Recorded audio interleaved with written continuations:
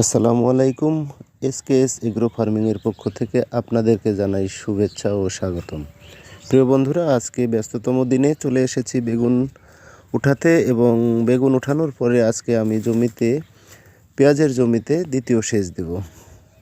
প্রিয় বন্ধুরা, আমার বেগুন উঠানো হয়ে গেছে, বেগুন নিয়ে যাব বাজারে বিক্রি করতে। তারপরে পেঁয়াজের জমিতে সেচ দিচ্ছি। দেখুন, সেচের কাজ চলছে।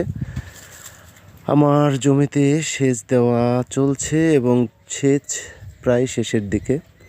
আমার ভাইস্তে নাইম, সে খুব যত্ন সহকারে সেচ দিচ্ছে। আপনারা দেখতে পাচ্ছেন, এটা আমার পেঁয়াজের জমি। এখানে পেঁয়াজ করেছি। সারা বাংলাদেশে এবার ব্যাপক পরিমাণে পেঁয়াজের চাষ হচ্ছে।